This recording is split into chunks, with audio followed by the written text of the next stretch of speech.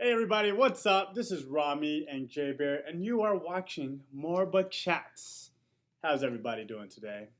Doing good? You alright? You awake? Are you awake yet? Are you awake? Of course I'm awake. It's Tuesday. Yes. Well, moving on. I got my coffee. I'm ready to go. Got my pen and pad. Your coffee looks very similar to the coffee you had last week. Really? No, it isn't. This is different. I have a stain on this one. By the way, welcome to Reversal Tuesday, where we switch. I dress nice, and he dresses like a slob. I don't know, man. Your collar is not like ironed at all. What are you talking about? It's close enough. Well, anyway, today's episode, we are going to talk about what me and J.Bear learned, our top lessons learned from when we, damn it, I can't speak right now. We are going to talk about top lessons we learned when we were in salsa club. That's right.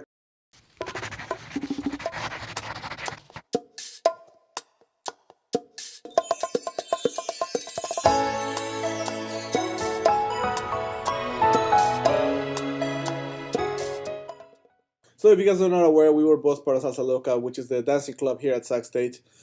He was the president. At one point. I was the marketing administrator. Weren't you a vice president as well? I was the vice president before that. Before my generation, yeah. Yeah, so we had some experience. We were also both advisors through the roles later on through our college years. And then we've also done some alumni advisors. A little bit, so yes. We've been pretty active in the college scene. Mm-hmm. Yeah. And we've also worked together with other club scenes from other schools. Yeah. So we know what, well, at least we've listened to what works for them, but doesn't. So we have some actual knowledge here. We're not just kind of bullshitting our way. Yeah. We never do that. You know, a good English essay is bullshit with supporting evidence. Cool story, bro. My English teacher in 11th grade told me that. Mm-hmm. Yeah. I'm about to sneeze. Am I about to sneeze? I am. Salud! Hey! Yeah. Oh, there we go again. This episode's going good. All right, let's get right into it. Right. So what's the very first lesson you think we should share that we learned? Well, the first thing that I always tell the new officers is you have to step up to the challenge. Yeah. What that means is, everybody thinks, oh yeah, I'm gonna be an officer. That's cool. It's easy. It's gonna be fun. We get to play around and organize all this fun stuff. No, it's not. Good luck it's a challenge. It's a lot of work that you gotta put in. There's a lot of different things you have to think about. A lot of organization. Even the smallest officer has a lot of responsibilities, and you either step up to it or you don't. And some people do, some people don't. It makes or breaks your time as an officer. Yeah, that's true. And one of the things when you say some people don't make it if they step up, do you think that might be because they weren't properly informed what stepping up entailed? There's a lot of factors that can go on. There's a lot of factors. It could be not preparation. It could be not good transition. Mm-hmm. It could just be that they are overwhelmed by the workload, because you gotta understand that these kids are also in school. Some of them usually not the freshman year, they're to be a more responsible sophomore, junior. Yeah, senior. When you get more responsibility, more school work to do, and so they don't have the time where. And then work if they have regular work. Yeah, that could happen too. Yeah, so it's hard. Yeah. Stepping up definitely matters, and then from the next one for me would be having a club bottom line or a direction that everyone in the club has agreed to work on for that year or that school year. Because if you don't know where you want to go towards the end, I feel that's very difficult for you to figure out what you're gonna do during the school. How does that affect your bottom line? Though? Your bottom line is not where you want to go. Your bottom line is the least amount of potential value that you can provide. Correct? No, the bottom line is what is the minimum thing I want to have at the end. Accomplishment.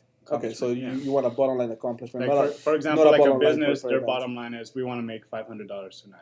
That's the minimum that we will accept. That's the bottom line, right? Okay. So if a school year, for example, our bottom line is to have 10 club officers that are committed for next semester.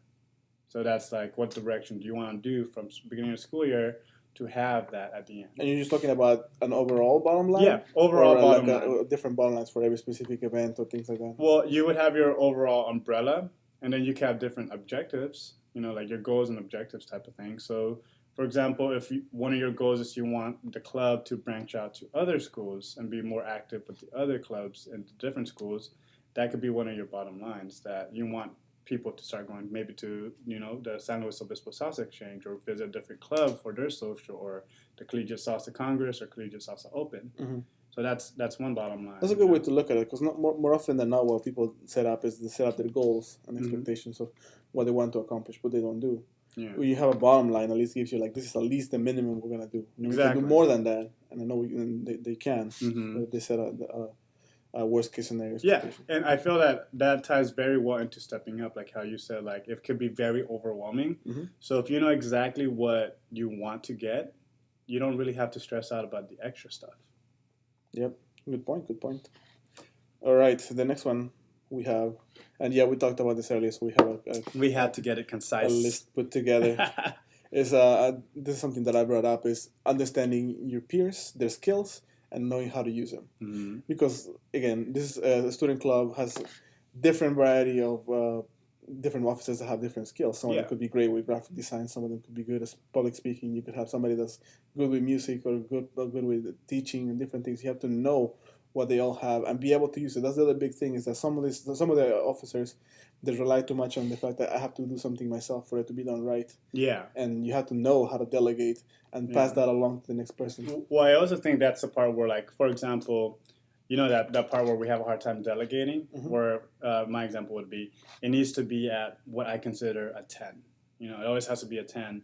But in actual fact, it'll meet my bottom line at my 7, which could be your 6, you know? No idea what you're talking about, dude. From 10 to 1 to 10, you know? 10 being perfect for me, 1 being shit, right?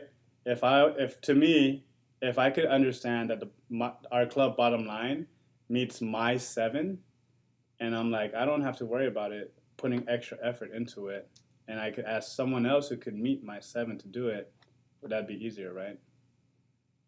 Sure. I just got you lost, bro. Yeah.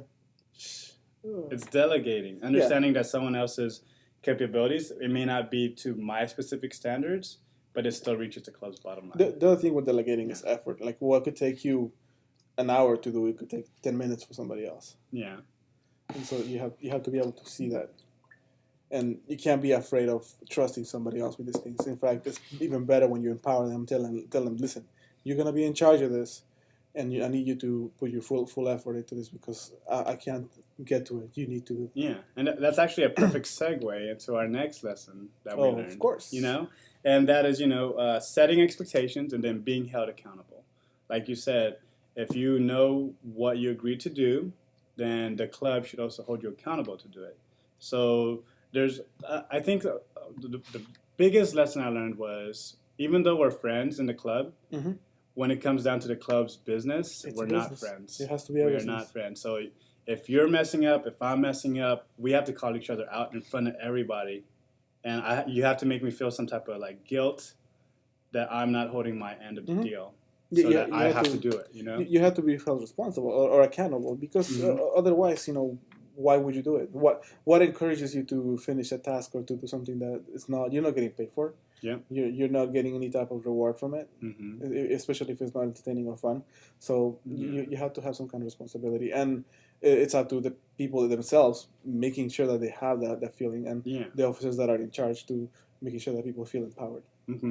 And so how would you go about, like, from your experience, what was the best way that you were held accountable to do stuff? Because you were marketing, you did design, and then you were also the vice president at one point. So how were you held accountable?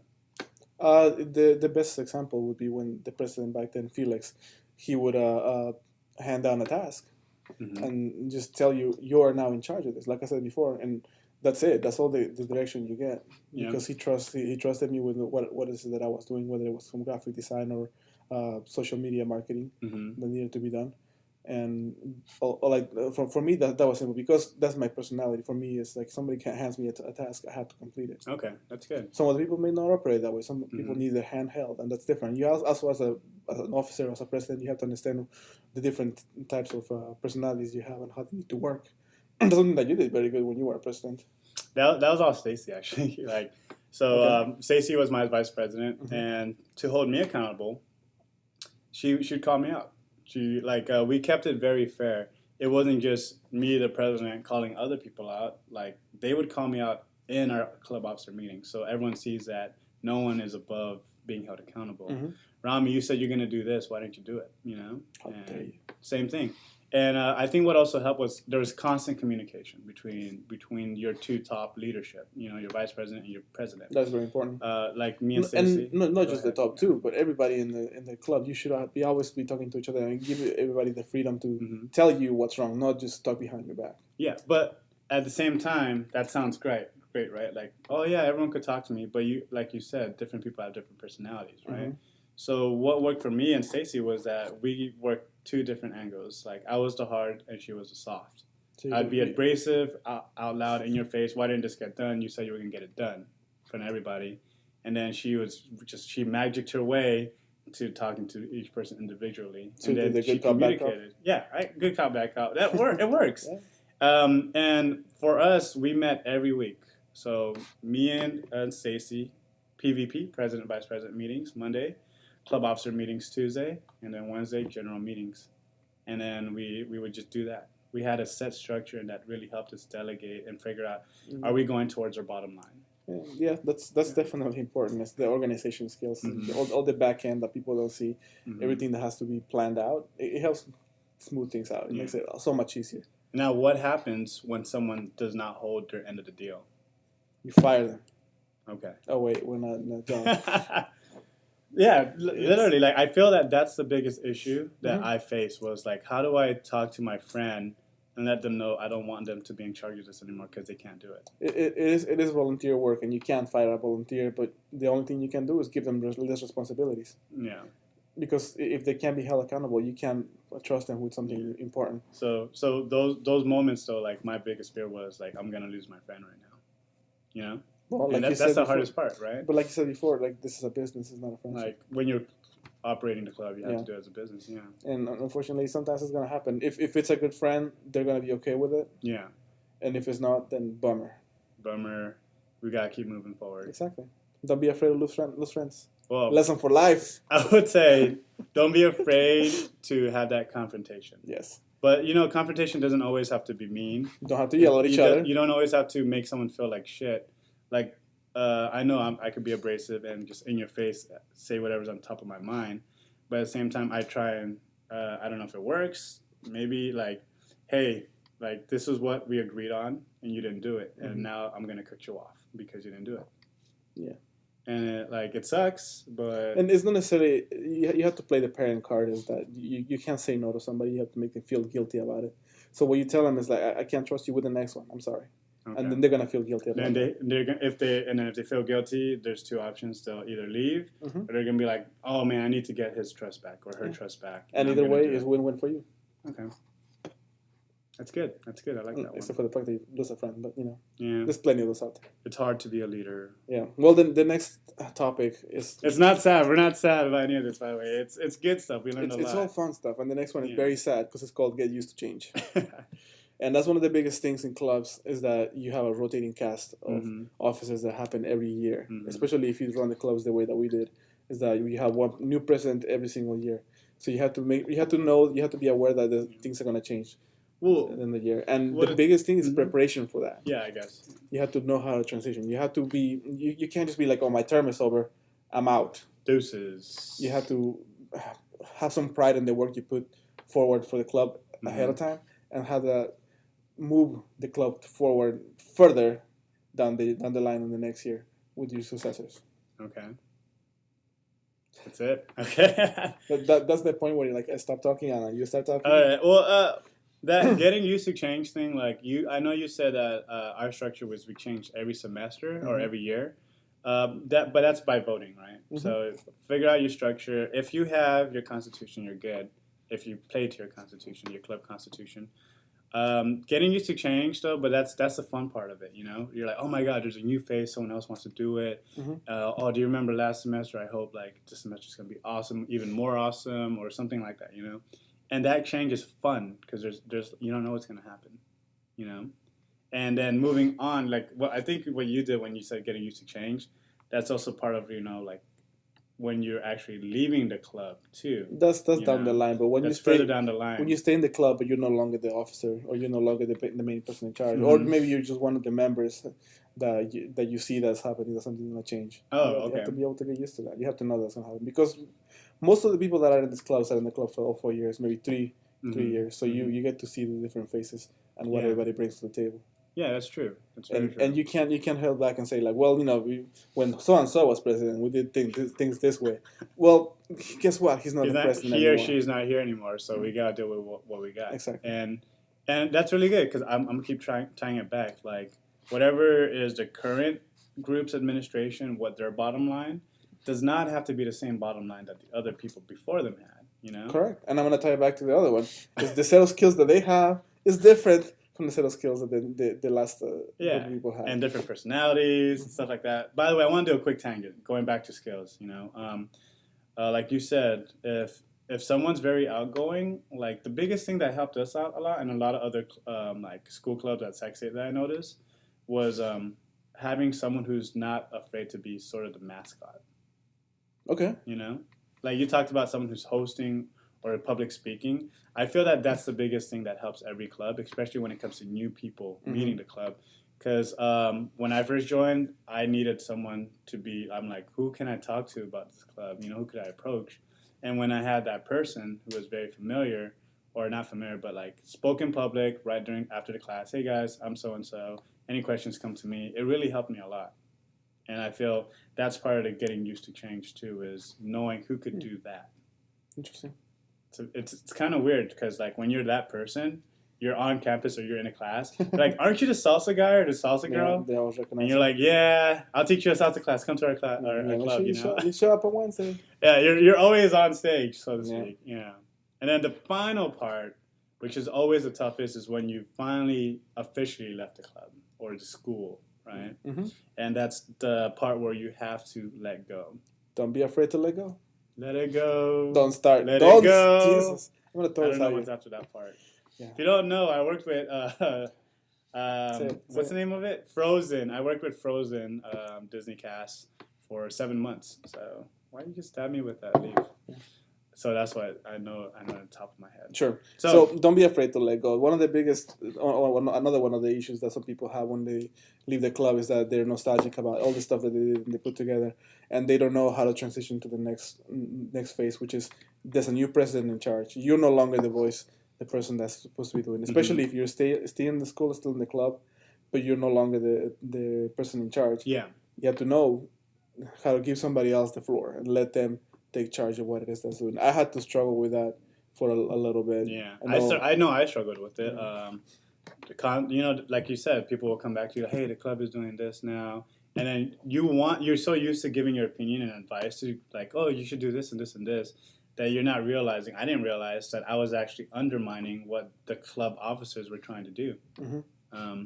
And it was really hard. And then now, like, I still show up and I'm like, I got to be quiet because this is their thing. This is their moment to shine and have fun, have their mistakes and grow up. Their moment to step up to the challenge, their moment to show their skills. Yeah, so, like, this is when you're the adult. Yes. Right. You're like, all right, those are my grandkids. And sometimes you're going to see them try and fail, and you have to let them fail so that they can learn from those experiences and learn from those new challenges that they're going to face. Yeah.